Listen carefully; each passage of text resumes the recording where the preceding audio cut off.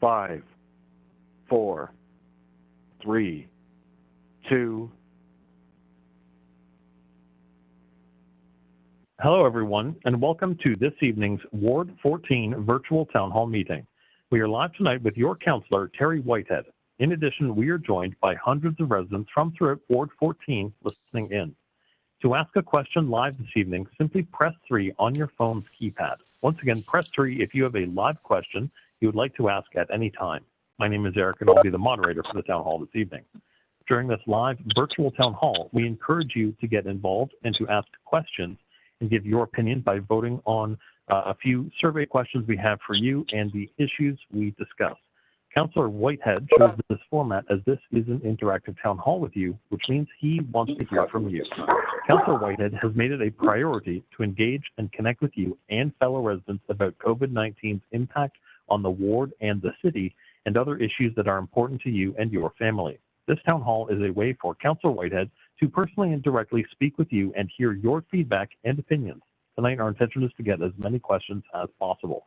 You can ask a live question at any time by pressing 3 on your phone's keypad. Someone will take your name and place you in the question queue.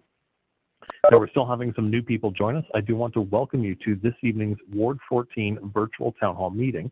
We are live tonight with your councillor, Terry Whitehead, and in addition, we are joined by hundreds of residents from throughout Ward 14 listening in.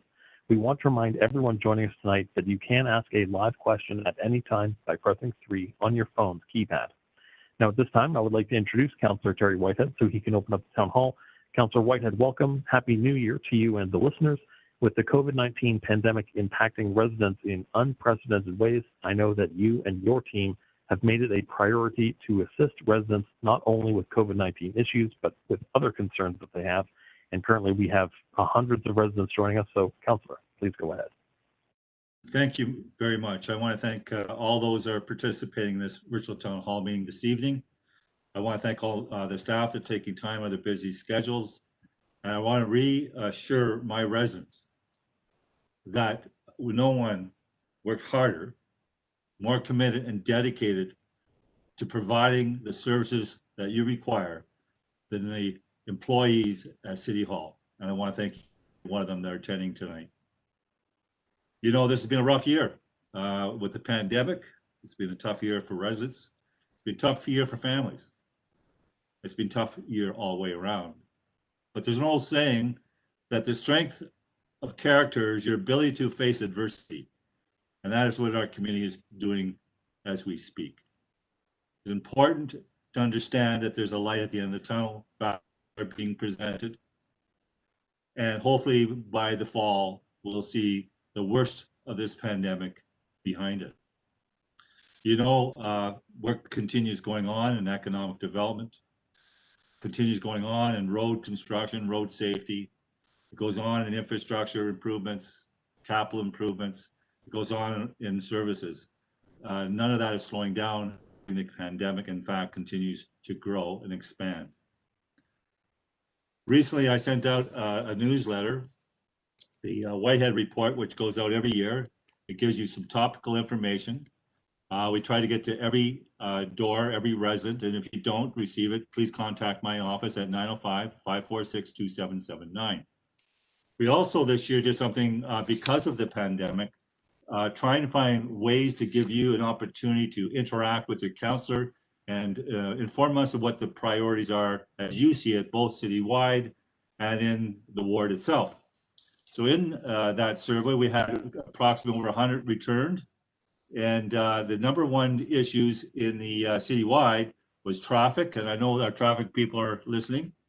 How development affects traffic, speeding, congestion, safety, and issues around the photo radar and enforcement. Number 2 was infrastructure, a lack of fiber optic internet in all areas, accessibility to the Hamilton Airport, and road repair. Number 3 was affordable housing, including assisted living for seniors and differently abled persons, and B, rent prices. And number 4, high property taxes. 5, LRT. I can assure you that the new issue that is rising as a result of the pandemic is how we take care of our seniors. How do we take care of them in a congregated situation? How do we take care of them in long-term care facilities? And do we have adequate support and employees and oversight to ensure that they are well protected from things like we're experiencing today? And we know that the people that are suffering the most are the ones in these congregate settings and long-term care facilities, and something needs to be done immediately at all levels of government. And I want to make sure that the people listening tonight know that I've heard and agree that this is a priority. The ward issues, again, were number one. I'm going to do three of them: speeding in residential areas, needs for crosswalks and sidewalks, safety and stop signs, speed bumps request. Number two was infrastructure, which is road repair, more fiber optic, more benches, play structure repair and public parks, future zoning. And number three, public services, youth supports, harm reduction services, snow removal for seniors, senior support for daily life beyond CACC and Lynn. So those are the priorities that came back from the Ward 8 14 residents as a result of the survey, and we will be working earnestly on these issues, and we will have maybe some of our staff that are here tonight to touch on that as they make their brief presentations. So with no further ado, I'm going to introduce our great and very important person, our city manager, Jeanette. Unmute. Good evening, and thank you, Councillor Whitehead, for inviting me this evening to participate in your town hall. I'm really pleased to be here with a number of the staff from the city. And just a quick overview, and I want to touch on a couple of the important points that Councillor Whitehead mentioned. The city provides over 70 services each and every day to residents and businesses, including transit, water and wastewater, fire and paramedic services, long-term care, tourism and culture, economic development, to name just a few. And Council has also provided us with some key priorities for this term, including homelessness and housing and affordable housing, climate change, equity, diversity, inclusion, and integrated growth and development. But as the councillor mentioned, for the past few months, we've joined municipalities across this country and the world in responding to the COVID-19 pandemic. We have undertaken a sustained emergency response to implement public health measures to protect residents, especially some of the most vulnerable in our community, from the COVID-19 virus and its impacts. And we've had some great partnership across the city. Working with partners, we've created extra shelter space to ensure physical distancing, ensured childcare for essential service workers, set up COVID testing centers, work closely with our congregate settings, or seniors, and some of our individuals that need extra supports, and we've mobilized when there were some immediate risks. We've undertaken unprecedented levels of public health communications, and when necessary, enforced a face coverings bylaw and provincial orders around large gatherings. And I think for me tonight, one of the good messages is we have, as of today or tomorrow, all residents in long-term care in the city of Hamilton, as well as the staff that work with them, will have received their first dose of COVID-19 vaccine. And we'll be back to do the second dose within the required period of time. With that, I will pass it back to you, Councillor Whitehead, for other staff. Thank you very much, Jeanette. And I just, for those listeners, you'll have plenty of opportunity. We've slotted an hour and a half for the meeting, 30 minutes for these presentations, and then the hour for questions. So the next one I have on is Mike Zagaric, our General Manager of Finance, and talk to you about our current financial situation, impacts, pressures, and what we're looking at for the 2022 budget. Thanks, Councillor. Good evening to everyone. I'm just going to share a few slides, recognizing that you've only allotted a half hour for a presentation, so I'll try to go through it fairly quickly.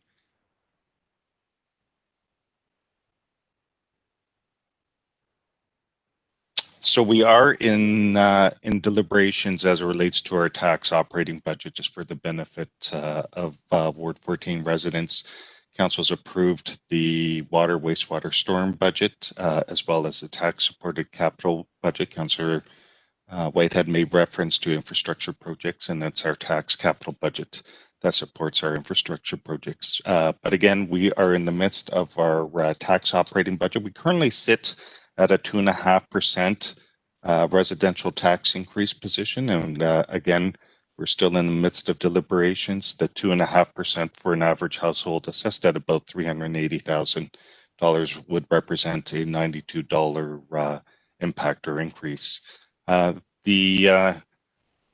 We typically present information to council in regards to how we compare to other municipalities, and the graph that I'm just speaking to is a output from a independent body who tracks Ontario municipalities and how they're trending as it relates to tax competitiveness. I want to highlight that the 2.5% is fairly in keeping with the historical performance for the City of Hamilton over the last decade.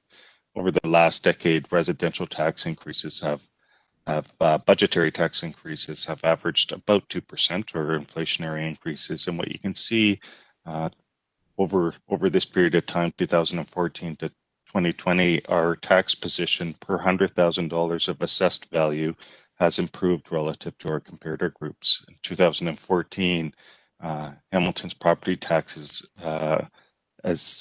property taxes per $100,000 of assessment was approximately 12% greater than our comparator group. And by 2020, we're now at 4% greater than a comparator group. So an improvement, principally for two reasons. One is property taxes have been contained over that period of time, as well the assessed value in the City of Hamilton have been increasing, and in some cases likely an increase at a greater rate than other municipalities experienced. We do continue to have some challenges, though, as it relates to property taxes relative to household income. And while the City of Hamilton's property taxes on a per capita basis is similar to other municipalities, where we're challenged is as it relates to property taxes relative to household income. City of Hamilton average household income is approximately $96,000, and it's about 13% below our comparator average. And so you can see here that the chart identifies that residential property taxes as a percentage of income averages approximately 4%. City of Hamilton, it's 4.4%. And where we continue to have some challenges is household income, and continuing to try to improve household income levels, City of Hamilton, relative to other municipalities.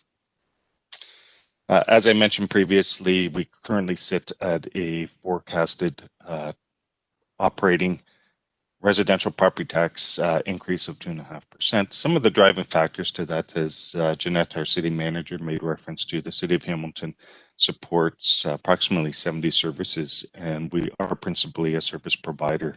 Consequently, our employee-related costs represent about 45% of our spend.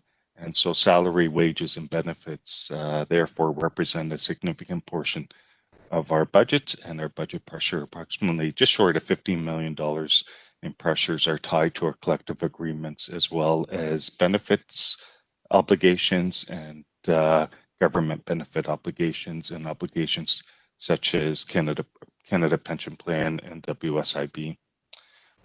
We also have contractual pressures and curbside waste collection. The city's entered into a new multi-year contract as it relates to curbside waste collection, and that represents a pressure of about $2.9 million. Presto is a payment system that's operated by Metrolinx, an agency of the province of Ontario. Municipalities have in the GTHA have obligations as it relates to an operating agreement with Metrolinx as it relates to the Presto system, and that represents a pressure in excess of $1 million. We also have some computer or IT related pressures of just short of $1 million, and then a series of other pressures representing approximately $1.2 million. Offsetting some of those pressures is as residents, if you own a vehicle, you'll know that over the last year, fuel prices have come down, in part due to the pandemic, in part due to other market forces. And so fuel and energy costs represent some savings, approximately $1.1 million in 2020. As well, the province of Ontario is a funding partner with municipalities as it relates to those recyclables and the recyclables that municipalities participate in. And the province of Ontario is providing additional $1.3 million in funding to the city of Hamilton. And as well, council's approved a user fee increase with a few exceptions. There were a few user fees that were frozen at 2020 levels, and that represents additional $2.5 million. Just very quickly, council is supportive of some affordable housing programs, and the Roxborough one is one at approximately $1 million, as well as there's been changes with respect to recyclable materials, and principally as it relates to the procurement of those materials from some Asian countries, and that's represented some foregone or decreased revenues for the city of Hamilton. And as well, childcare services represent a pressure of about $800,000. Just as we continue working with council as it relates to balance of our deliberations, I just want to highlight for the benefit of Ward 14 taxpayers is that Councillor Whitehead and his colleagues will be challenged as it relates to continuing to derive some benefits or reductions in our current position. And part of that challenge relates to the fact that City Council really only has control of about 55% of your property tax bill. The balance, about 45%, is made up of education taxes, which we collect and remit to the province of Ontario, but as well as other expenses such as boards and agencies, including police services, as well as programs that are dictated or service levels are dictated by the provincial government. So again, part of the challenge for our council and councils across the province is that they really have control over only 55% of the overall spend, and that represents a challenge as it relates to trying to drive some further savings or efficiencies through the budget process. So again, we are still on the deliberation, still working with council and targeting a end of March approval of the budget. Just as it relates to where we sit relative to some of our comparator groups, we're right in the middle of the pack at our 2.5%. You can see the comparator groups. Toronto, there's a clerical error there that should read 2.3% inclusive of their capital program. So again, you can see we're in the middle of the pack as it relates to our current 2021 tax position. And, Thank you. So thanks, Councillor Whitehead, for this opportunity.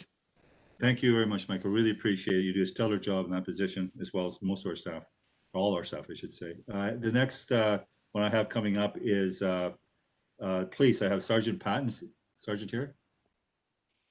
Yes, I am. Good evening. Just to introduce myself, my name's Kurt Patton, and I am an acting sergeant with the Hamilton Police Service in the Crime Manager's Office in Division 3. My area of focus is West and Central Mountain, and that encompasses Ward 14. So what I wanted to talk about briefly tonight is just an overview of crime in the ward and taking into account the last 3 years, so 2018, 2019, and 2020, and focusing primarily on 4 major areas, which is robberies, break-and-enters, thefts of auto, and then thefts from auto. So first I'll just touch on robberies. It can be broken down to 3 specific areas. We have commercial robberies, which deals primarily pharmacies, convenience stores, gas stations. In 2020, we had 1 commercial robbery in Ward 14. In comparison to 2018, there was 2, and 2019, there was 3. Just as a comparison for all of Division 3, which is the Mountain, Flamborough, Waterdown, Dundas, all the outlying beats, the total for that was 27 commercial robberies. When we look at residential, which were more along like a home invasion, thankfully 2020 there were no home invasions in Ward 14. There was 1 in 2018 and 2 in 2019. And then just in Division 3, there was a total of 6 in 2020. Street robberies, which are like our muggings or their crimes of opportunity. In 2020, there was a total of 5, and then which is consistent with 2018 and 2019 were also 5. And then throughout the division, there was a total of 48. Highest concentration of the robberies primarily were in the Upper Paradise and Mohawk Road area, and then followed by the Guildwood Drive area. With regards to break and enters, commercial break and enters into businesses, that type thing, in 2020, there was a total of 6. In comparison to 2018, which was 14, and 2019, which was 8. So we're seeing a decline there. There was a total of 194 in the entire division in 2020. For residential break and enters, which is obviously the most concerning for residents, in 2020 there was a total of 17 in Ward 14. And again, comparing it to 2018, which was 44, and 2019 is 31. So again, we're seeing a decrease there as well. And then throughout the division, it was a total of 198. And then other entries, which could be to sheds, to detached garages, schools. In 2020, there was a total of 3. And then in comparison, say 2019, where there was 11. So in a total of 102. In terms of concentration, the highest concentration was in the area of Stone Church and Upper Paradise. And then it was also followed by Cranbrook and Elsa Court. Next, with regards to, vehicle thefts, which is cars, trucks, motorcycles. In 2020, there was a total of 49 thefts of motor vehicles in Ward 14. And again, it was a decrease from 2018, which was 81, and 2019, which was 63. Vehicles were stolen in Division 3 in 2020. The highest concentration of thefts of motor vehicles, in 2020 is typically in the area of Stone Church and Upper Paradise, and then William McCulloch Park as well. And then lastly is thefts from autos. In 2020, there was 68 reported thefts from vehicles, again, which is down from 2018, which was 96, and 2019, which was 71. In total, there were 761 thefts from automobiles in Division 3 last year. Of note with that, of the 68 thefts from autos, 48 of those, the vehicles did not involve any damage to the vehicles, and likely is the result of those vehicles being left unlocked. So typically the hotspots for those thefts were Fernando, and then also Wendover Drive as well. So, and then for the most part, the last 2, thefts from motor vehicle and thefts from motor vehicles, were comprised the majority of the crime in Ward 14 in 2020, and there was about 78%. So obviously it's nice to see the trend going down. I think we're finding, especially when it comes to break and enters, we've seen a decrease just with COVID because there's a lot more residents staying at home during these times. So, and then also with these trying times as well with COVID, we've been working in conjunction with Hamilton Bylaw as well, just with regards to COVID education and enforcement. And that's all I have for you tonight. Thank you very much, Sergeant. You might get some questions later on. I'm sure I will. I have Bylaw, and I'm not sure who's representing Bylaw here tonight. Is anyone here from Bylaw? Yep. Hi, Councillor. It's Kelly Beaton. Oh, great to see you, Kelly. And you're doing an incredible job, by the way. Oh, thank you so much. Yes.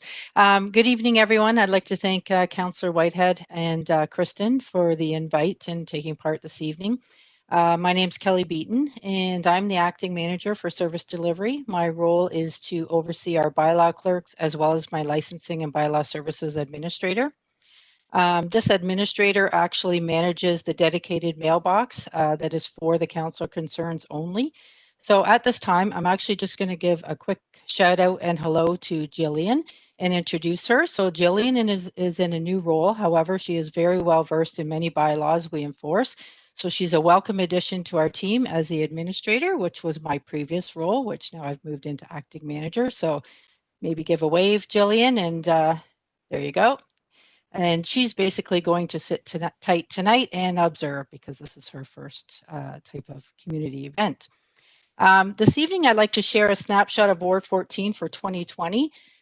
Just looking back on it, as you are all aware, things have drastically changed since mid-March of last year. Our team had to adapt very quickly and efficiently to continue to serve our communities within the city of Hamilton. We had to reprioritize our bylaws, focusing on creating a COVID response team that consisted of municipal law enforcement officers as well as licensing officers in order to handle all COVID-related concerns. I can tell you that for the entire city, we received well over 3,000 complaints that came in via the customer contact center, our bylaw clerks, via the phone, or our online complaint system. We also had to create an interpretation team consisting of various departments, licensing, public health, legal, many factors put in here to review all legislation as things change on a regular basis. For Ward 14 specifically, we received 152 COVID-related complaints, 16 mass complaints for 2020. In total, of all the various bylaws for Ward 14, it was 665 complaints. So I'm going to try and just capture that and see if I can share just what I want on my screen here, just to give you a little outline. And is it working? I can't. Yeah, just make it larger if you can. Hang on a second here. What's happened? You've moved all the way over to the corner.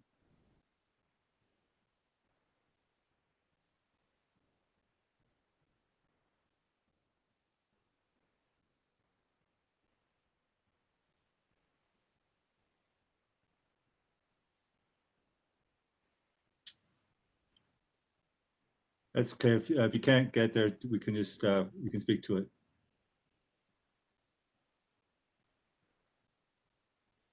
You're still on mute. You have to unmute yourself. Sorry about that. For the total calls for 2020, 665, as mentioned. So COVID related for COVID-19, that was 22.9% of our graph here.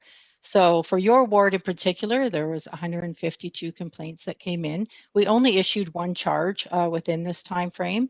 And then for the masking bylaw, as I stated, there was 16, which really was not a huge part in our pie chart here. So just to give you a little breakdown, COVID-19 was 22.9% in comparisons.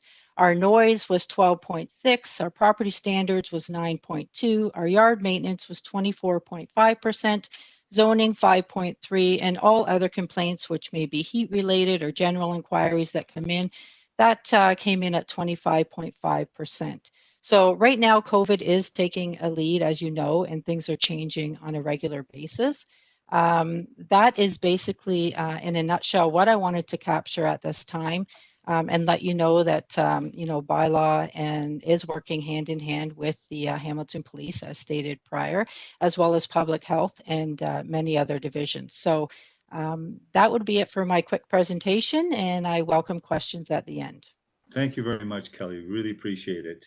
Thank you. Next on the list, I have our legendary Mike Field, traffic, which is one I look forward to hearing. Legendary. Thank you, Councillor. Good evening. I'm Mike Field. I'm the manager of transportation operations in the Public Works Department for the city. Transportation operations, a little bit of information. It's a section in the Transportation Operations and Maintenance Division, and we oversee the city's traffic network, including engineering, maintenance and operations, and roadway safety. We're in the process of undertaking a complete street study for Ward 14 that's looking at traffic conditions, identifying issues and opportunities within the ward, and ultimately recommending safety-related improvements that can be implemented. The study is going to focus on neighborhoods and specifically look at many of the things that you, Councillor White, had brought up at the beginning of the meeting that were brought to you and from the residents, as far as speeding and cut-through traffic, motorist, pedestrian, and cyclist needs, and basically the efficient and safe use of neighborhood streets. The project's a little bit different. It views roadways within the ward, or roadway safety within the ward, from a more holistic perspective, and seeks out improvements that will have more fulsome benefit when compared to, say, looking at issues on a street-by-street basis. An important part of the work will be public engagement, because no one knows the issues on their streets better than the people who lives on them, and we will be seeking input from residents within Ward 14 to help us out with that. And with that, in the coming months, opportunities for giving input will be provided in a variety of different ways. We're using a consultant to help us out with this project, and the study will be completed sometime in about August. We have scheduled right now, and then we're going to be implementing safety improvements this year and then into 2021 in the ward as well. If you have any questions about this project or anything other traffic related matters, don't hesitate to contact Councillor Whitehead's office, and of course the councillor can connect you with the section, Transportation Operations section. Yeah, I appreciate that, Mike. I want to make clear to those that are listening that I have invested, based on the priorities set forth by the community, $450,000 towards this exercise.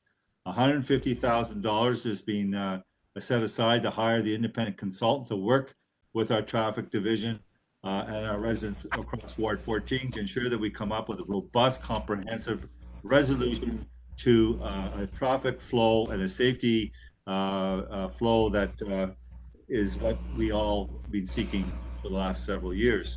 The other thing I mentioned is the $300,000 or additional dollars is to help almost the immediate implementation of what comes out of that consultation and that process. So, Mike, thank you very much for your presentation. And the next I have is, this is very important to us, transit, and they're embarking on a particular exercise. So, Andy, are you there? Could you speak to that? Andy McLaughlin. Good evening, Councillor Whitehead. Thank you very much for inviting us this evening. Yes, I've got a couple of slides I'd like to share with the group this evening. Just bear with me.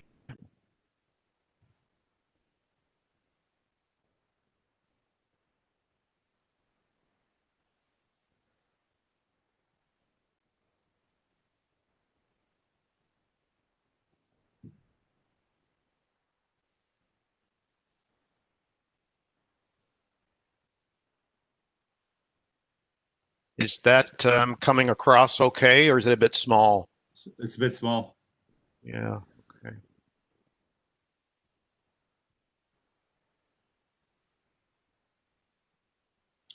And in purpose of time, you may want to just speak to it. That'll be fine.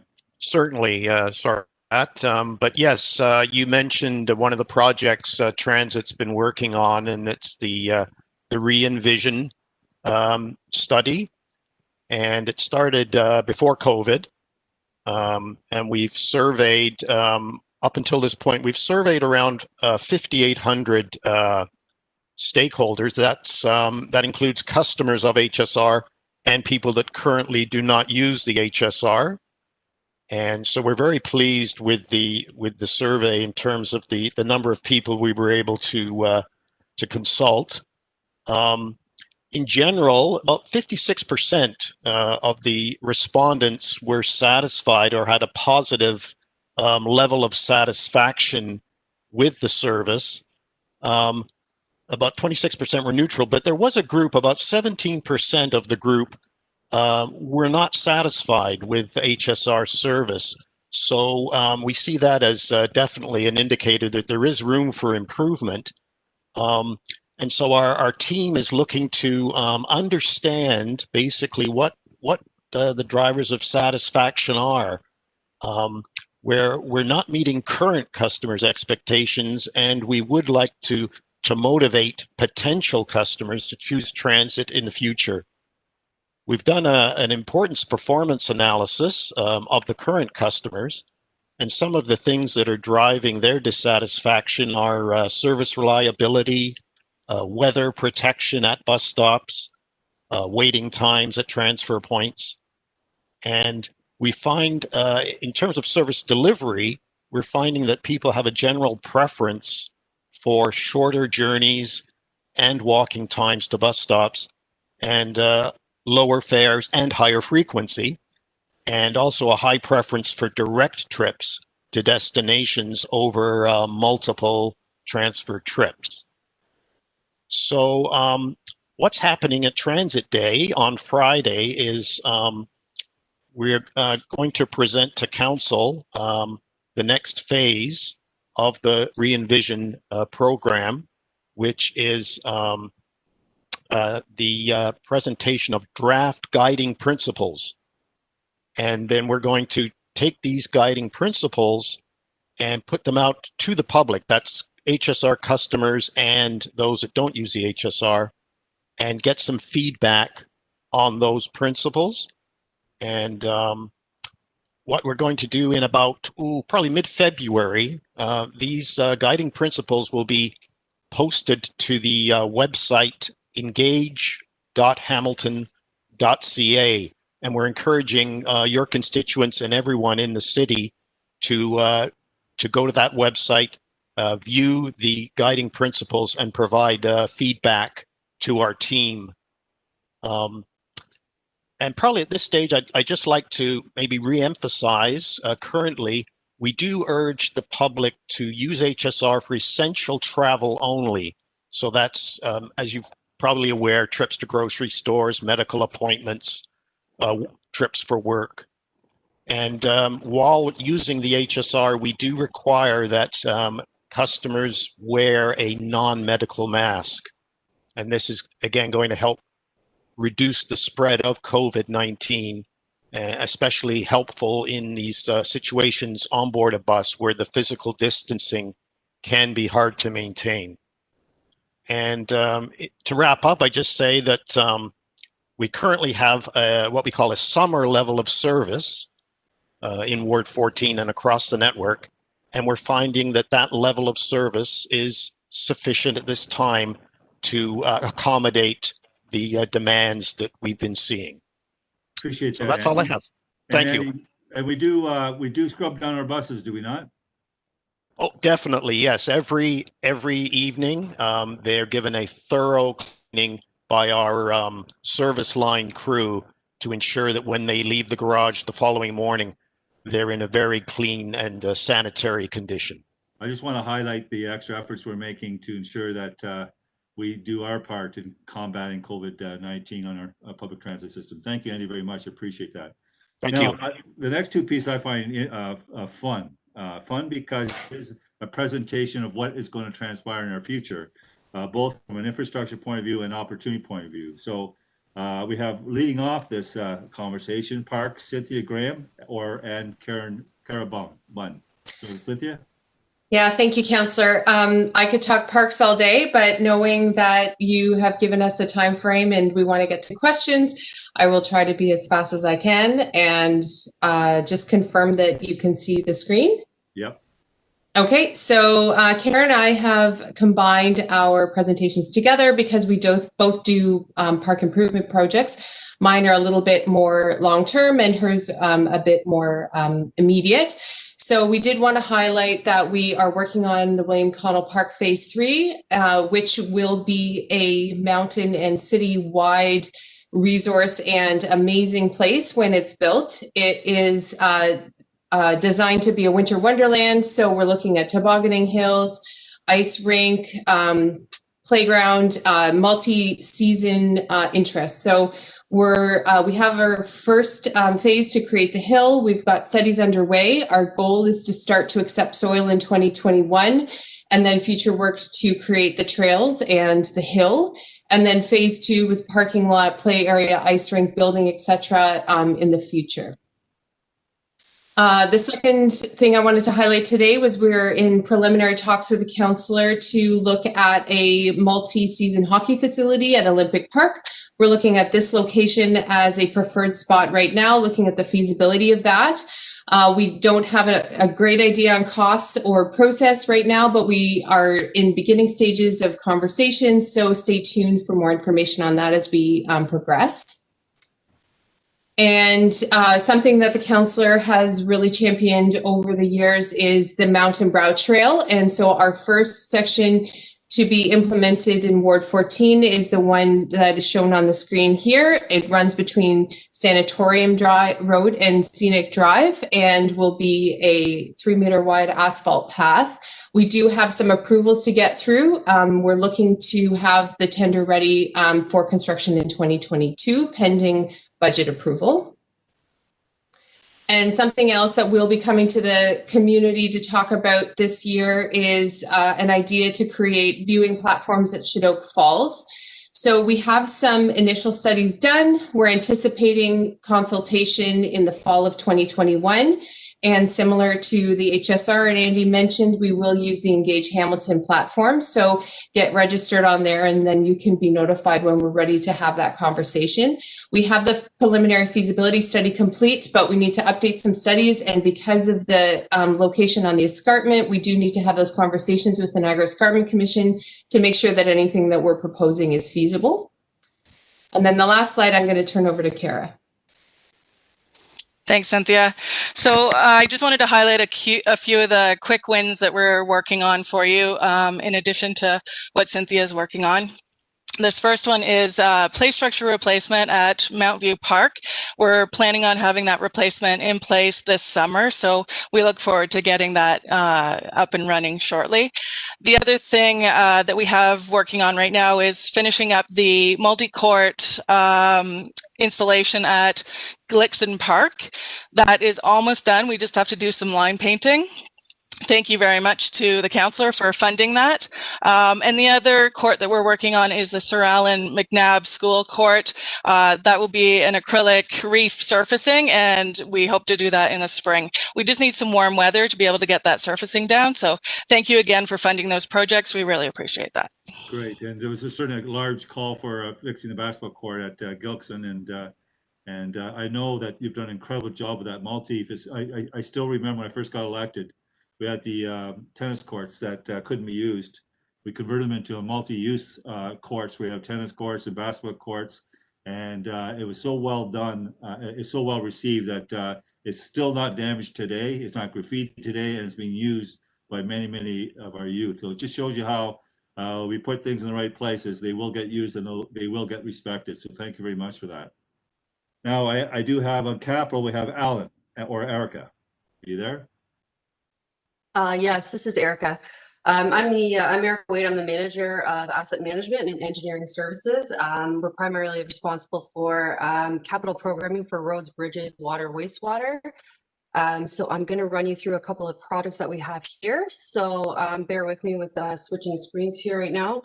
So this is a capture of Ward 14 of the projects that we have going on. The highlighted colors are representing the years that the projects are going in. The big projects within Ward 14 coming up are Scenic Drive from Mohawk to Chateau. I'm just going to zoom in a little bit here, so hopefully everybody's internet is keeping up here. So Scenic Drive from Mohawk down here up to Chateau Court, that would be effectively a phase 1 in 2022, and then in 2024, this green portion up here. And then also Upper Paradise. So these are pending some of those study results that Cynthia just spoke about. And then down here, Councillor Whitehead has asked us to focus a little bit more in here. We're also doing a widening study right now on the Link and Red Hill. So that'll take a couple years. I'm going to switch screens here. Sorry. Okay, so here is Scenic Drive. Again, that section from Mohawk Road to Chateau Court, beside the Hydrolands. This is kind of where in the vicinity of where the Tivoli Court access or connection point would be. We're looking at adding a multi-use path here. And then again, pending approvals with placement of this on the Hydrolands, we'll be confirming we'll be confirming the alignments and the exact details of what's going to be built over the next couple months, hopefully, and with construction again in 2022. This is just another image of that. This is over by the baseball diamonds. So again, we're looking to have those pedestrian and multi-use access connections through the hydrolands here. And this is just an example of a cross section of scenic at Golding. So this would be under the phase 2 of the connection across the Mountain Brow lands. We're also doing we're working with Bell on an overlay of fiber optics across the city. So that started at the beginning of 2019 and is expected to wrap up over the next 2 years or so. So that's the entire city in about 3 years. So yeah, it's a major infrastructure project. Thank you very much. Erica, is there anything else? Not at this time. I can probably answer some questions probably after. Yes. Well, I want to say that I know I talked to Bell directly and told them the sooner we get the fiber optics, the better, because it's certainly a service level that enhances the experience of the resident and certainly business in our community. Thank you very much for that. So at this point, Eric, are you there? You can bring it back to the questions. Sounds good. Councillor, we do have some live questions ready to go. Just a reminder to everyone joining us that we're taking your questions. If you're joining us on the phone and you want to ask a live. Take that off the screen so we can open up the screen again. Sorry, Erica. Could you take the share off the screen?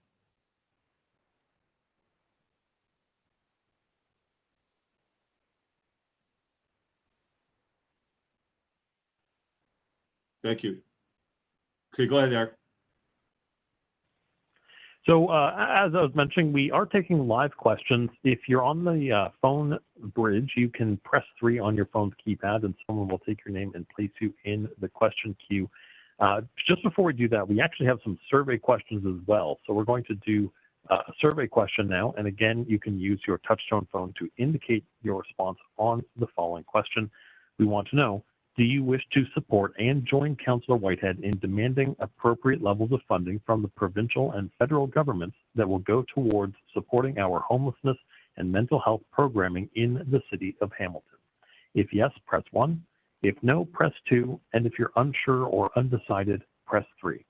So again, do you wish to support and join Councillor Whitehead in demanding appropriate levels of funding from the provincial and federal governments that will go towards supporting our homelessness and mental health programming in the city of Hamilton? If yes, press 1. If not, press 2. And if you are unsure or undecided, press 3. Now we have our first live question coming up now. It's Stephanie. You're joining us live. Stephanie, please go ahead with your question. Thank you, Eric. Good morning or good evening, everybody. Councillor Whitehead, thanks for putting this together and for having us. We do appreciate it.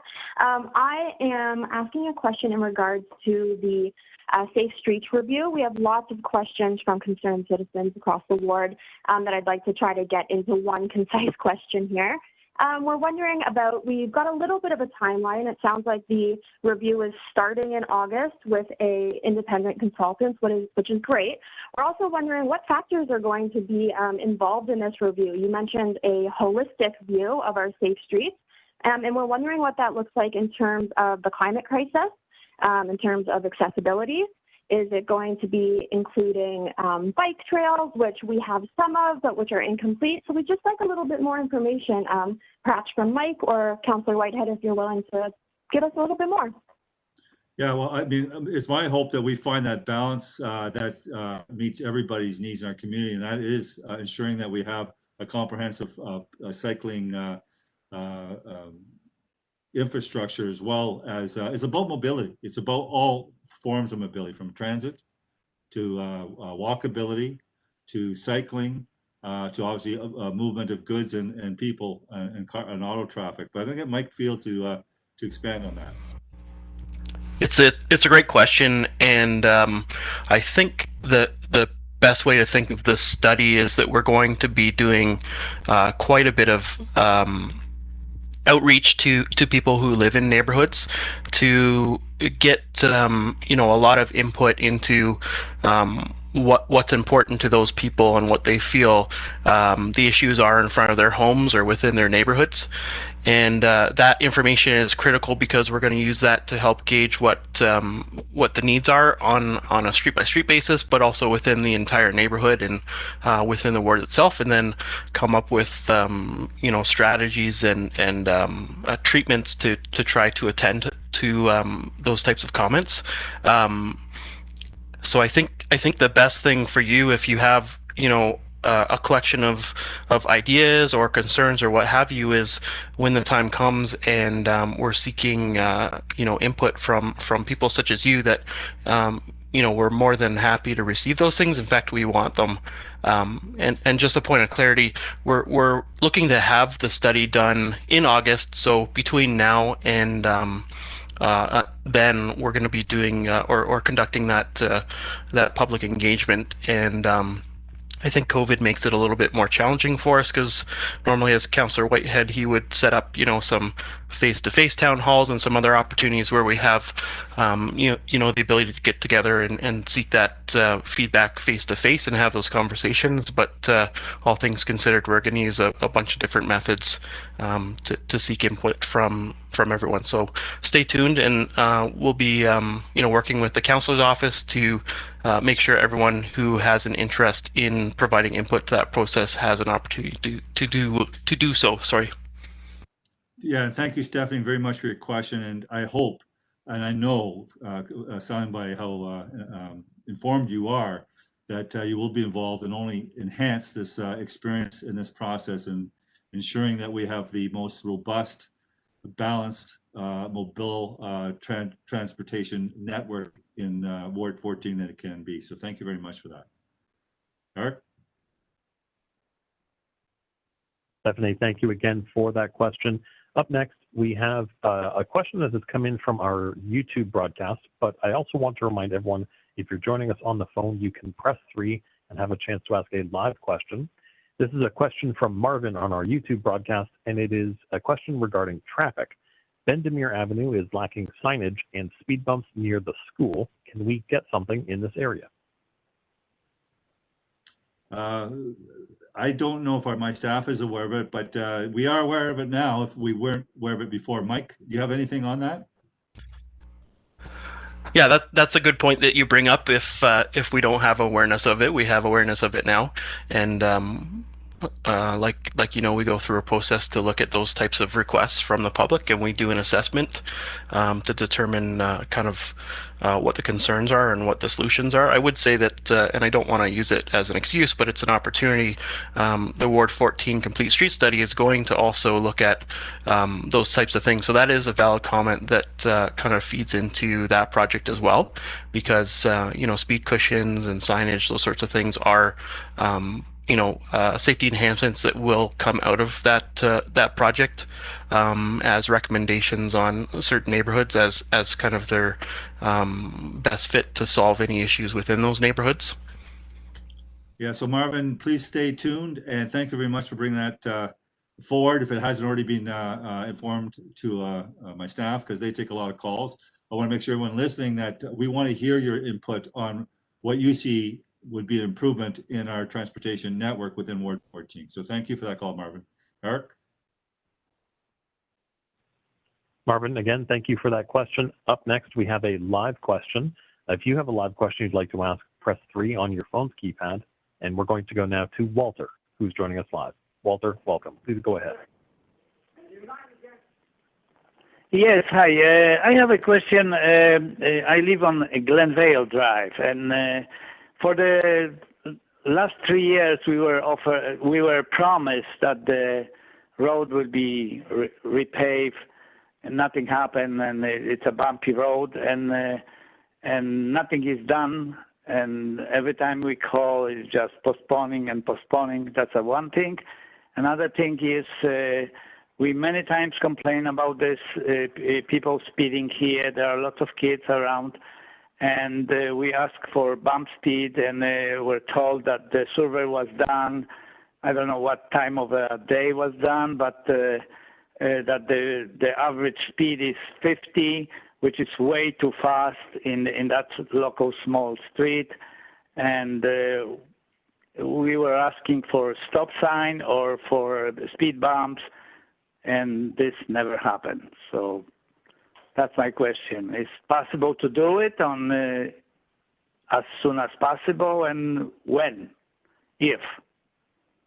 Thank you, Walter, for the question. Two things. One, when those things are called in, we send it off to our traffic division, who do an assessment. Often what we find in these assessments, for example, they'll track speed. And what we're finding is that a lot of two things to note. A lot of times the speeding is minimal, meaning that 99% or 90% percentile of the people traveling that might be only doing 2 or 3 kilometers over the speed limit. So the perception and the reality could be two different things. The second piece they're discovering through these processes is that where there is speeding, and police will inform you of that, probably about 80% of that speeding is being done by the people living on that very street or in that very neighborhood. So it's interesting that we need to ensure that our neighbors are aware of what their impacts are as they drive on the very local streets that they live on, and what they are doing to their neighbors in the context of risk and safety. But as far as when that process is concluded very quickly, we don't do speed humps anymore. We're doing what's called speed cushions. They're more strategic, but not as much damaging or noisy, because I know that we get a lot of residents, once we put speed humps in, start petitioning to have them removed because of the noise that it creates as people go over them. So we try to strike that balance. But as far as this particular street, is it on our radar? Or sorry, Michael? Hi, Councillor Whitehead. I've definitely written it down, so I have that for today. The other thing that Walter had mentioned was the speed limit on the street, and it's good to mention that we are doing the neighborhood speed limit reduction project across the city, where all the neighborhoods, the speed limits within them are being reduced to 40 kilometers per hour and then 30 kilometers per hour in school zones. Not knowing exactly which neighborhood Walter lives in, so I'm assuming it's one of the ones that haven't been converted yet, but would be converted within either this year or next year. Yeah, so the council unanimously supported a big push with the province of Ontario to lower all our local streets from 50 kilometers an hour to 40 kilometers an hour. So that staff are now in that transition of putting the appropriate signage up in all the neighborhoods to ensure that people understand that the speed limit is now dropped by 10 kilometers an hour in every local street. Thank you, Walter, and stay tuned and stay in touch with our office, and we'll keep you updated now that we have this information. Eric? Walter, thank you again for that question. We're going to do another survey question, so you can use your touchtone phone to indicate your response on this question. The question is, do you support defunding the police? If yes, press 1. If no, press 2. If you are unsure or undecided, press 3. So again, do you support defunding the police? If yes, press 1. If no, press 2. If you are unsure or undecided, press 3. Now, we have a question that was submitted online, and the question is, what are your thoughts on the defund the police movement?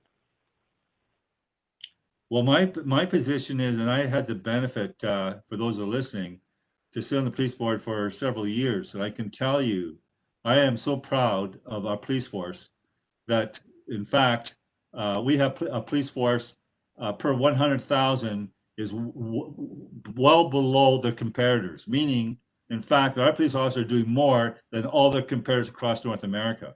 That shows that they're punching well above their weight class. They're performing much more efficiently, and they've been innovators. So when I look at innovation, I look at a lot of things people talked about dealing with mental health. We have the COAST program. We have the navigation program. So we already developed programs that are being modeled across North America in the interaction and the partnerships with mental health professionals and the police force. So when I look at those kinds of things, I can tell everyone that is listening that I don't support defunding the police. In fact, I believe in controlling the budget and controlling the growth of the budget, but not defunding the police, certainly by none of the numbers that have been put out there. I think that is a false argument. I think that you can make the argument that maybe we should defund public works because we have climate change, and climate change is so important to everybody that perhaps we should make less roads and so forth. I think this whole defund of police, and I'm going to say be blunt about it, is being driven by a Marxist point of view and ideology, but hasn't really been understood. And I know that surveys across North America have showed that it's not practical, and people in general do not support it. And I can certainly tell you I don't support it, unless, of course, my community believe that there's a rationale that I don't or not aware of. But I can tell you they run very, very, less than 90% of their budget is actual salary.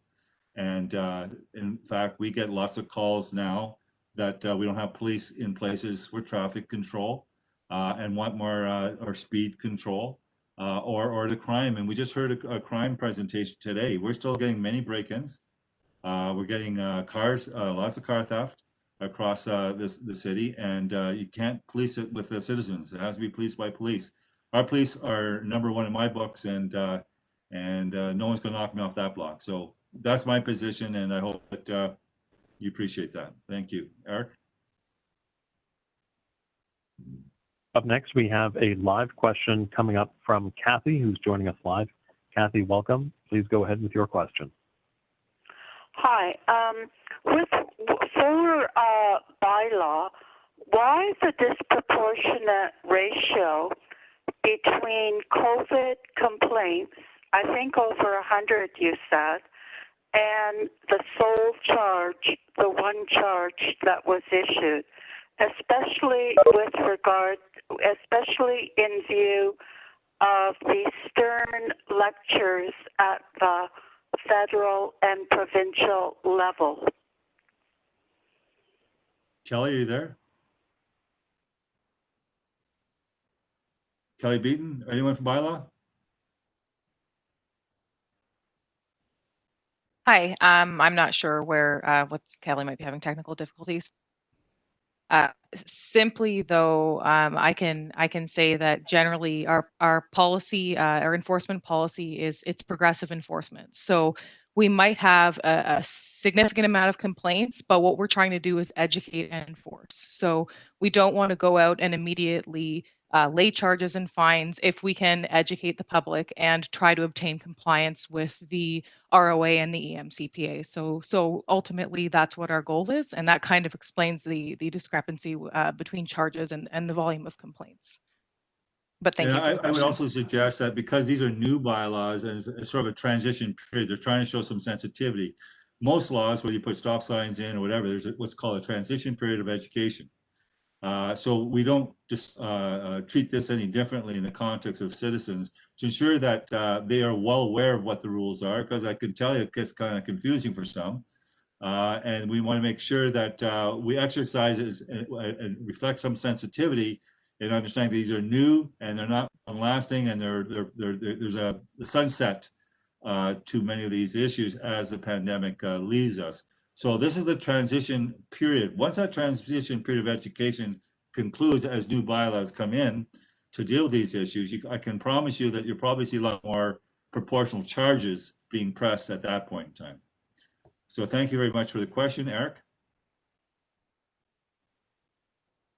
Again, Kathy, thank you for that question. A reminder, if you're joining us on the phone bridge, you can press 3 on your phone's keypad to ask a live question. Now we have another question that came in on our YouTube broadcast from Jessica.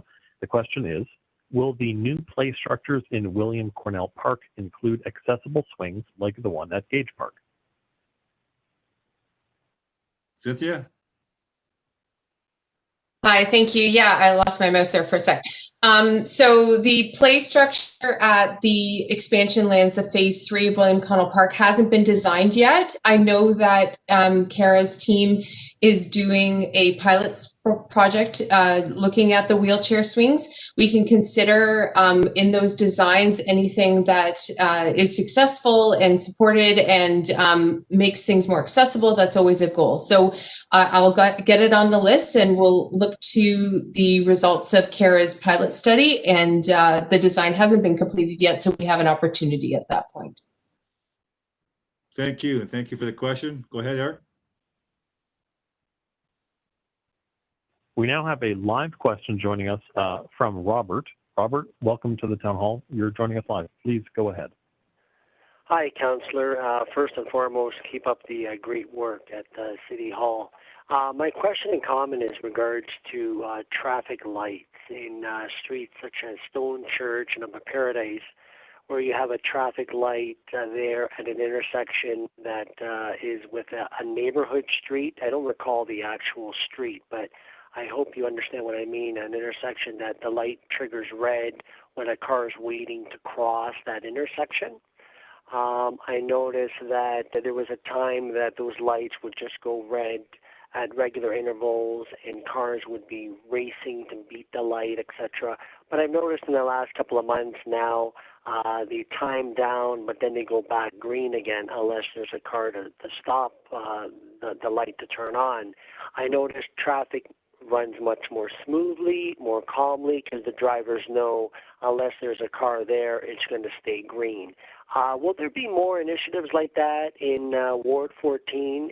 Because I think that does keep the traffic calm and people drive at a steady pace as opposed to always trying to race the light. Will there be more of that in Ward 14? Thanks, Mike. That was actually my initiative. One thing I've learned as I live here, and that is an area I live in, is a complete street, and a complete street in every way. But the problem was that people couldn't get access to the roadway. In fact, there was more access being created as a result of this so-called complete street because Cortland, and that's the light you're talking about, was just harmonized with the Garth light. And what happened is when traffic came down Stone Church, because of the high volume of traffic and lack of gapping, people who had driveways or lived in neighborhoods had to compete with that car traffic to get out into the street. And we had people just pulling in their driveway getting hit. So this introduction of the light was already there, but to harmonize that light to help get what's called gapping.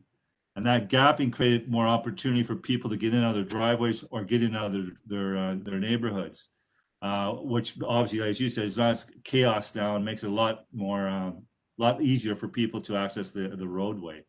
We also, the other thing I introduced that a lot of people don't may not recognize is what's called the midway walkways. So these are like on Mohawk and on Upper Paradise, where you have such a departure between intersections that there is no where anyone can safely cross Mohawk Road or Upper Paradise without walking all the way down to Gar Street or all the way down to Upper Paradise to do so. So we put a set of lights in, so it's a mid light that creates a crosswalk basically in the middle of that neighborhood so people can safely cross the street. So I introduced that, and hopefully, again, to make things more pedestrian friendly.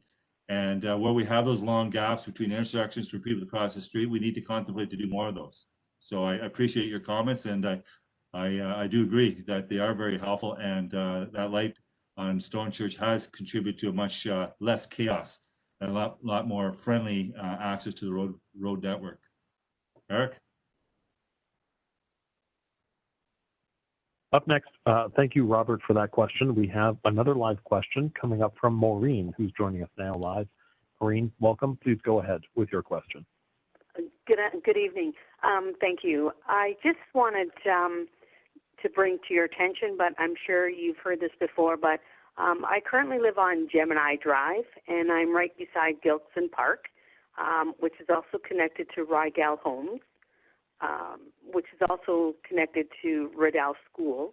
And we definitely need speed pushes, or what I'm not sure what the terminology you used before, but the speeding, even though you've put your new signs of 40 kilometers, they don't look at that.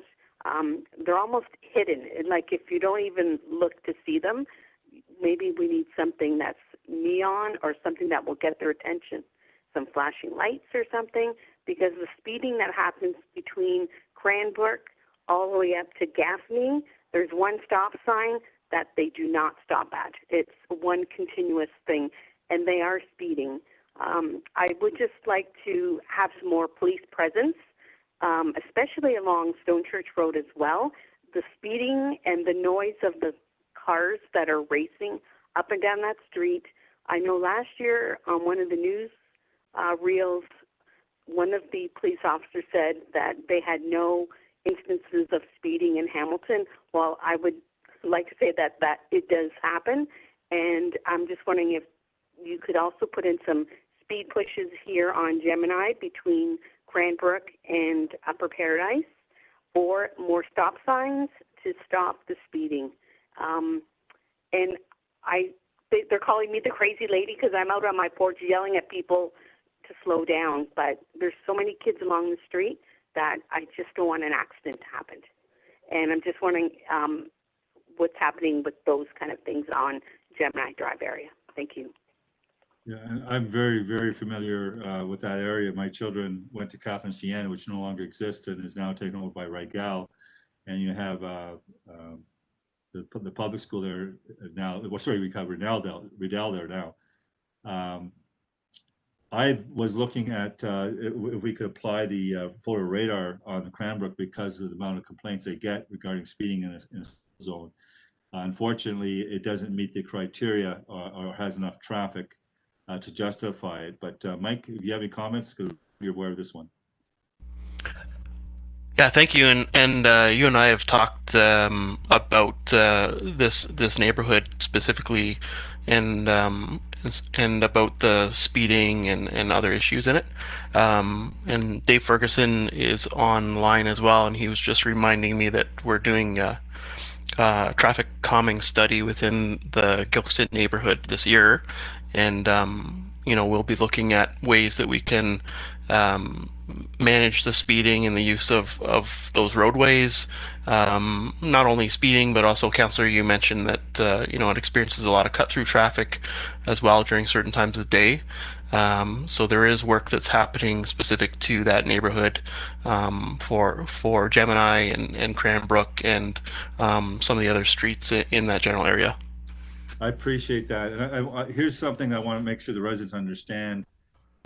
As I've lived here for a number of years, I can tell you that the traffic loads based on development and traffic patterns has increased significantly. And as a result of that, what I've noticed very clearly is certainly the residents in the Gilkson neighborhood, and especially the ones living on Garrow, the amount of cars that are coming now off the link and turning left on Garrow to get over to Upper Paradise versus battling the congestion on Stone Church, which is creating an added burden of people that don't live in the neighborhood, don't respect the neighborhood, and using it merely for a cut through. So we are looking at that as well. And I want to promise those who are listening that our traffic division has heard that issue from me loud and clear.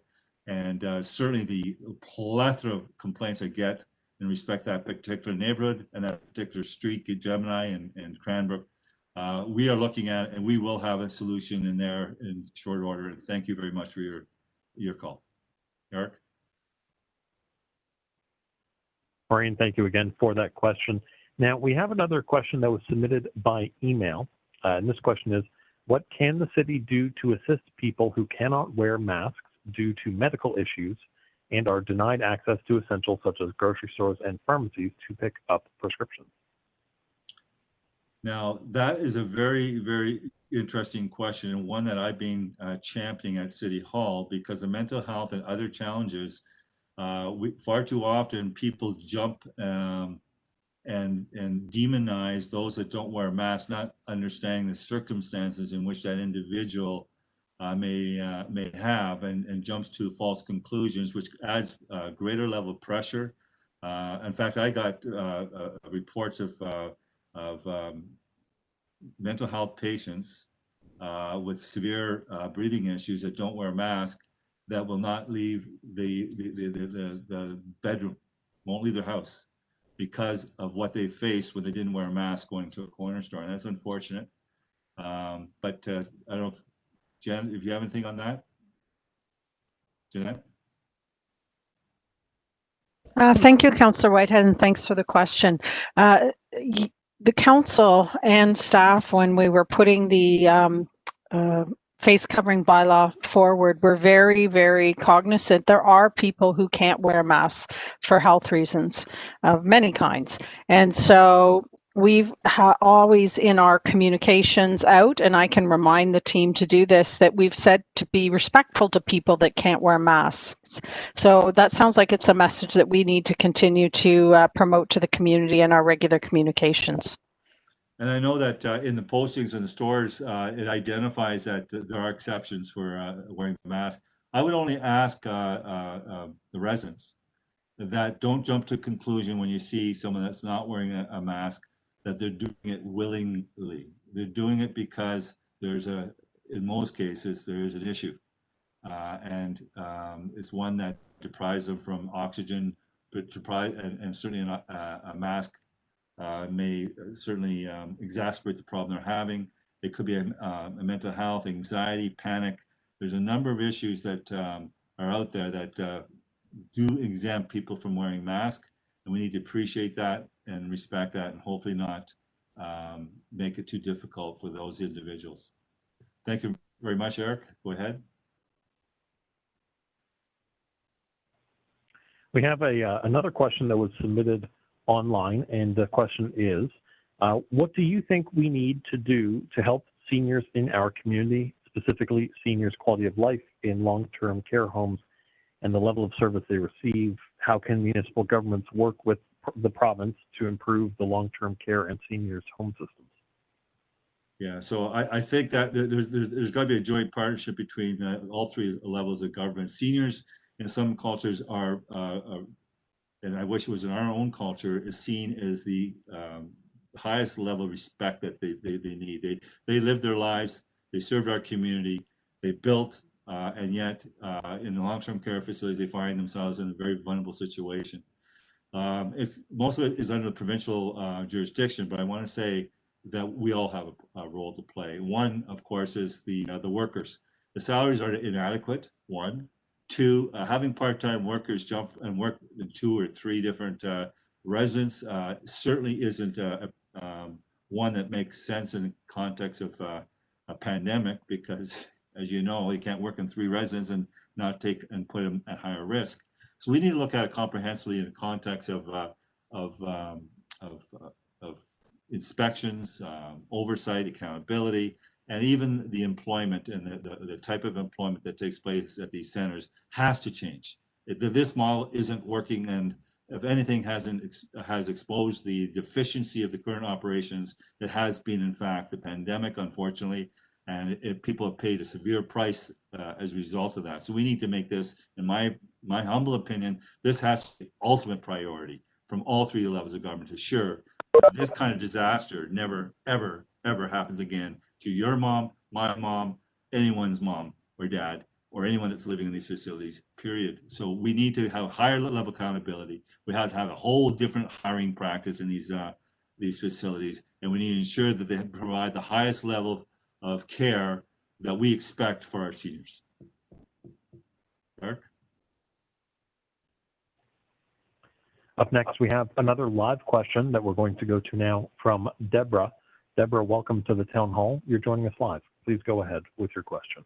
Thank you. Thank you for answering my question. I have a question that's concerned many families in our Westcliff neighborhood, particularly on the busy street of Upper Paradise where I live. And as was mentioned, you mentioned that traffic has increased significantly in this corridor. I know with all the new housing development. For the last many years, there's been school signage for the school Regina Monday on Upper Paradise and Mohawk. But the speed limit changes the minute you go down the little hill, which is Sanatorium. This is particularly troublesome for all of us who have young children that are trying to cross Upper Paradise to get to school. So my son has to cross to get to Holbrook, and families on that side have to cross to get to Shadoke School. Because the signage changes at Sanatorium, there are many speeders. They go down the Sanatorium hill. The minute they hit Sanatorium, they speed off till they get to Scenic Drive. My question is, what can be done to extend the school signage on Upper Paradise and have it moved north of Upper Paradise so that it can include the Shadok community and the Holbrook school community, and that both communities can be equitably supported in the same way because of all the speeders on the street? Great question. Mike? Thank you, Councillor. I was just trying to look up the location on Google Maps real quick. What's being referenced Holbrook are is right the at the corner of Sanatorium and is it Rice or Sanatorium? Sanatorium. Right at the corner of where the Shadok Hospital was. yeah. So I think what we're talking in, or actually maybe Dave Ferguson. You might have already with the specific area. Can we get Dave? Does his audio work? Can you hear me all right? Yeah. Yes. All right. Good evening. Yeah, so there are requirements around guidelines with respect to designating school areas, school zones. The Transportation Planning Group and our Active Transportation group is currently working on a school sites design guideline. And one of the things they are looking at is the expansion of school zones and what that would incorporate. So there is work being done.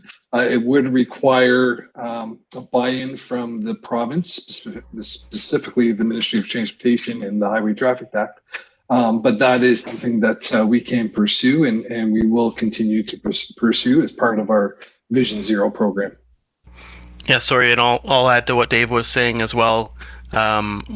Within the Highway Traffic Act, it talks about the limits of school zones. So those are kind of set within the Highway Traffic Act, and like Dave was mentioning, we need some changes within the Traffic Act to enable us to expand school zones further, a further distance away from schools, kind of what's suggested in the question. So back to Dave's point there about kind of lobbying the ministry to help us do that. Yeah, so Regina Mundi is a little different beast because it's on a 4-lane, it's on Mohawk. Sanatorium, Holbrook, you got Shadok. Can't remember the street in front of Shadok, but I do get complaints from parents of the speeding on those two areas. So we need to look at what treatments we can provide within the current regime, the current legislation, the current regulations, to ensure that we provide the highest level of performance to protect our children and protect our youth around these school areas. So I appreciate that we have to get changes by the province of Ontario, but I would only ask our staff that are online now, let's do what we can within the rules and continue lobbying the provincial government to make the necessary changes to expand the school zones in these areas. Mike? It's a good point. Absolutely. Yeah, we're definitely want to. We don't want to put things off and wait for legislative changes or changes to the Highway Traffic Act. So we have to work within the constraints as they are today and make sure that we're doing everything that we can to make sure that roads are, particularly around schools, are safe for everyone. So most definitely, we'll look at that and see what we can do within the existing Traffic Act, and then in the future, hopefully we can even enhance that more once or if there are changes. Appreciate that. Thank you. I hope that's, if you have any further questions or suggestions, please don't hesitate to contact me directly on my cell phone at 905-317-6001. Thank you very much. Eric? We have another question that's come from our YouTube broadcast. This one is from Claude. Has a question. Can one photo radar camera system be purchased for Ward 14 that could move around the ward? You could move it around every couple months and cover a large area. It's funny that you asked that question. I've probably given the traffic division a rougher ride on this whole issue than probably any other councillor.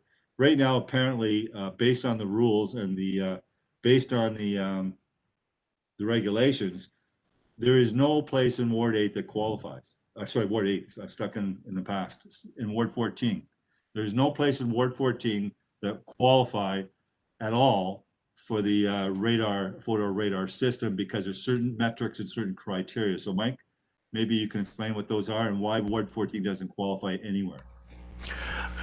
Good question. So, it's important to know that the ASC program is a pilot program, and we are testing out the technology at the moment across the city in a variety of different locations, and then coming back to Public Works Committee with the results of that pilot project to ultimately make a decision whether or not it's something that we're going to continue on with permanently or not. So when we undertook the pilot, we looked at a variety of different candidate locations, and there are a couple factors involved in that. One of them is information that we had on hand, so we needed to have a bunch of different types of information in order for us to do some assessments,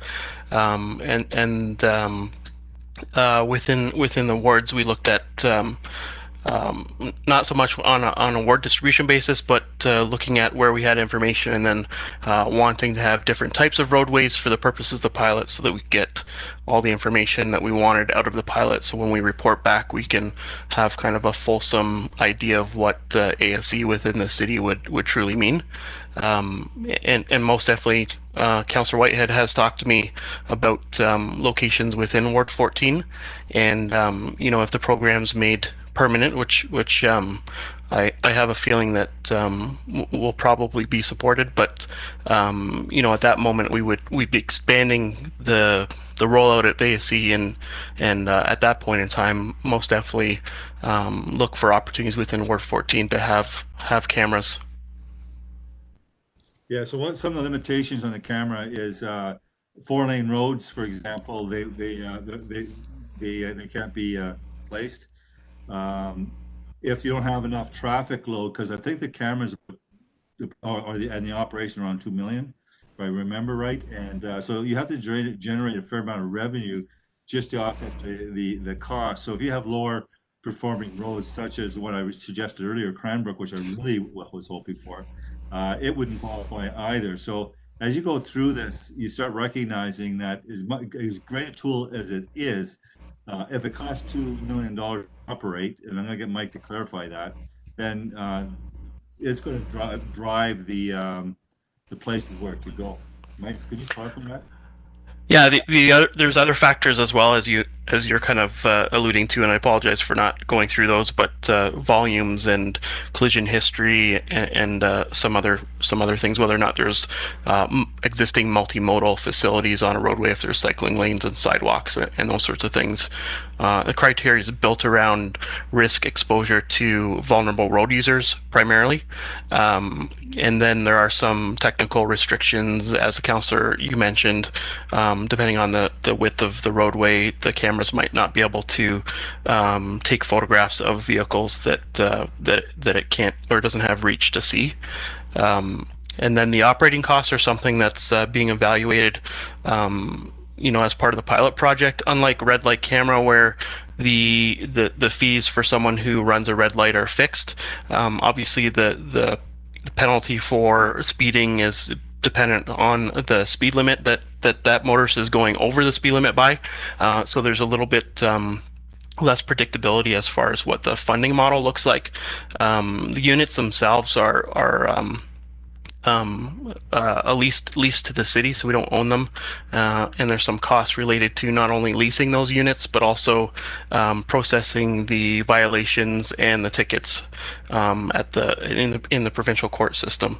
So the costs are kind of built on many factors, what I'm trying to say, and it's hard to put a price on operating a singular camera, because there's many different things to consider, but it's in the hundreds of thousands of dollars per camera.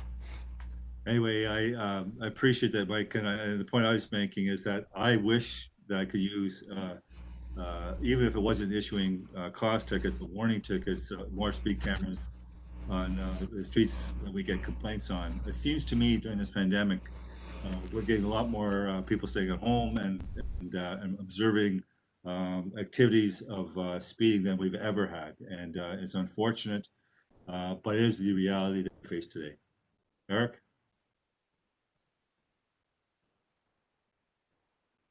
We have another online question that was submitted, and the question is, What is the City of Hamilton doing to combat climate change? Who wants to take that one? Janet? Jeanette, go ahead. Good.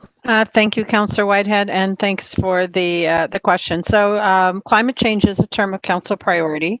There's a number of things. We're slowly moving over fleet as we buy new vehicles to low emission. Sometimes that's harder in things like fire trucks, etc., but the science continues to evolve. When we're looking at our current process for grids, our growth projections out to 2015 to be in compliance with the growth plan, and where does development and growth happen in the city to accommodate all the new residents and businesses. Staff are working and using climate change as one of those lenses they're looking at through it. One of the things we really want to do is have some really strong targets that we can measure each year. So we're just undergoing a study right now that we can nail that down, because we do want to be net carbon by 2050, and that's what we're aiming for.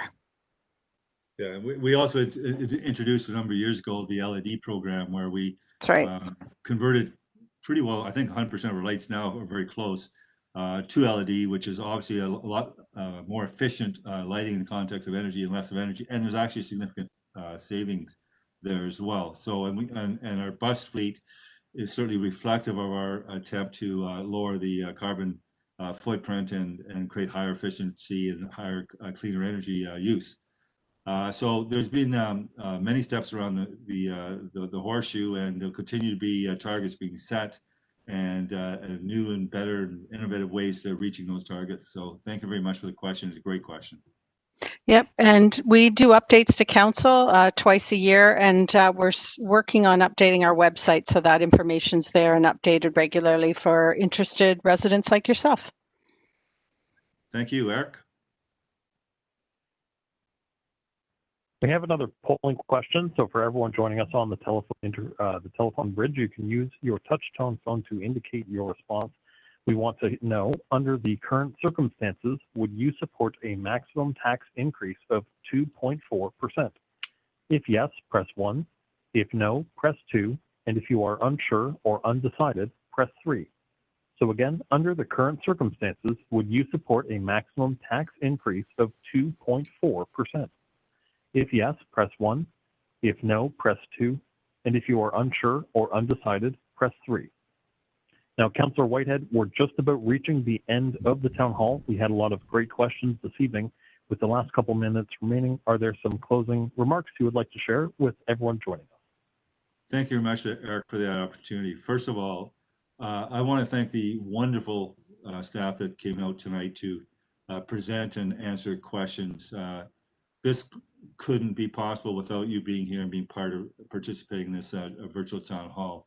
It's been tough to have the traditional meetings that I look forward to, and where we can actually shake hands and look eye to eye and face to face and have real good conversations. This is the new way for now during this pandemic. It has been a challenge, but we're doing the best we can. And I can tell you that I am so proud of each and every one of our staff who go well beyond the pale to ensure that they're doing the job that they're committed to do. I want to thank the community, because I know our community has faced this pandemic and complied with all the best efforts in regards to social distancing and masking and everything that you can do.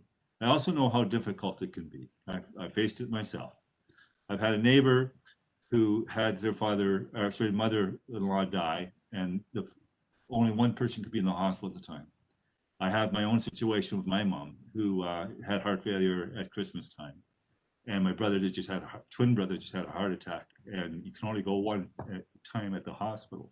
So I know there's many people out there that are suffering and have real challenges. I only ask that have patience. This will be behind us. There is a light at the end of the tunnel. I am confident of that, and we'll be as ever excited about meeting our neighbors once again and shaking hands and hugging our loved ones that we have been able to do the last year as a result of the COVID period passing us by. So I look forward. I think Hamilton is probably one of the greatest communities to live. I think part of what makes it a great place to live is the community, the people that live here, and certainly the people that run City Hall. Thank you for participating in this meeting this evening. And I look forward to seeing you, meeting you, and hearing from you in the near future. Thank you.